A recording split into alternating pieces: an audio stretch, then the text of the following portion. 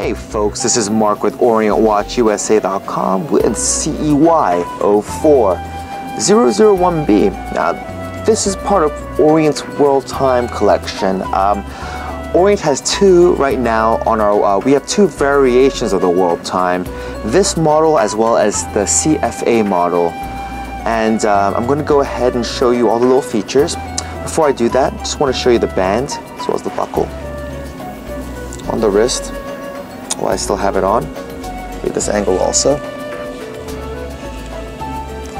It's quite a nice classic watch.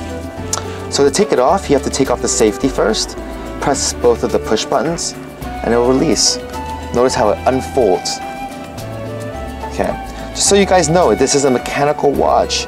Take a look over there, you'll see that there are no batteries inside. It's just mechanical movements, just mechanical micro-mechanics just working together to keep time. Now this watch is actually a dummy watch, so just so if you don't see the bounce wheel working, it's because it's meant for shows and whatnot. But just want to use this because it will show you the beauty of the watch, and it will show you at least how to use it the World Time. So now that we have the dial in place, we will first examine the functionality and then we'll go into the aesthetics. So this is a World Time function watch.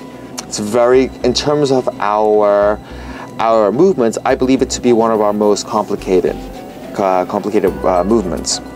So let's start by learning how to adjust the date, which is located in the 9 o'clock position. You first have to unscrew the crown. It has two steps. The first step allows you to change the date as well as the inner bezel of the World Time function. Step 2 allows you to change the time. So let me go ahead and show you how to adjust the date in this first position. You notice right there how it's pivoting. And if I turn it the other way, watch the inner bezel, which is the with all the integers around the circumference of the watch. Okay? Now I pull it out to step 2, allows me to adjust the time as such. Let me take it back over to around 5:25. This is the only time where it doesn't seem to obstruct anything. Okay, after you're done adjusting, always go ahead and push it in and screw it back in so no water gets in, okay? Alright, so it's a little hard to do that with the angle with my hand like that. Okay, now that the crown is back in, let me go ahead and show you how to adjust the cities around there. Unscrew you don't have to unscrew. Go ahead and turn and adjust. I know many of you guys have seen some of the other Orient videos, but the power reserve indicator, it does require a lot of explanation. I'm sorry if you have to hear it again, but it is like a gas gauge to your spring.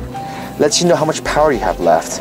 Like I showed you folks, there's no batteries in here. It's not a battery meter per se, but it does let you know how much more power you have left in your spring in units of hours. So this is a dummy watch, so it's not going to run. But at 40, this will mean if this was a functional watch, at 40 hours, every hour it stays still like that, it goes down by 1 unit, right?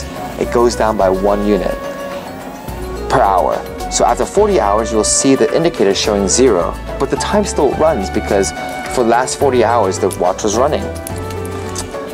But, so the power reserve indicator is actually quite a nice function because if you do, because you know when you can trust the time too. If the power reserve, when you pick up the watch, is above 0, it means that it still had power from the last time you wore it. Okay, so there are several functions to it, but I always think for a mechanical watch, it's one of the top 2 features that you want on a watch. Okay, so let me now show you the World Time function. Now this is going to take a little time, so go ahead, sit back and relax.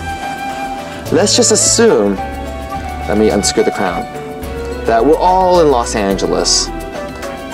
And also that right now it's noon. Let me go ahead and change the inner bezel so that, just for my example, I always like my home time zone to be around the 12 o'clock position. This helps me quite a lot because It's just something that I'm used to, something that I've decided as to be just how I do the world time function. Now, there's no rules to this, people, so you can do whatever you want to make it work for you, but let's just all assume that we're all going to use my way. Okay. So I've already shown you how to adjust it so that you can use the crown to adjust the inner wheel. You know how to now to adjust the outer wheel too. When I mean wheel, I mean the bezel. Okay, so now we have the time set in Los Angeles. We have the city that corresponds with the time as well as the time. Now, for example, I'm going to go travel to New York. Oh no, sorry, not travel to New York, but I want to know what the time is in New York.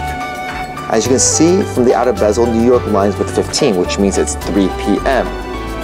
Okay, from this position, I just made everything work, so it's kind of it makes no sense for me to show you that it works right over here. But notice how. Oh, sorry. Let me go. Sorry about that. Notice how when I progress time forward, notice what happens to Los Angeles around there. See how the world's time it keeps up with the time moving forward. So I know at 10 p.m. in Cairo it's around 8, Rome it's around 7 a.m., Rio de Janeiro 3. This is what the world time function does. And if you want to use it like a second time zone, you can also too. This is just how I prefer to use the world time. So when I travel, I do know exactly what time it is at home. So when I call home, I know exactly if I'm going to wake anyone up. And secondly, I know when to make sure to line Los Angeles up to 12 because that's how I like it. Alright folks, so this is the world time. I know, I don't know if my explanation was so clear, but I hope that it was informative. And of course, you can always click on Ask Mark a Question if you have any questions after watching the video. So this is CEY04001B. Hope to see you wearing it soon.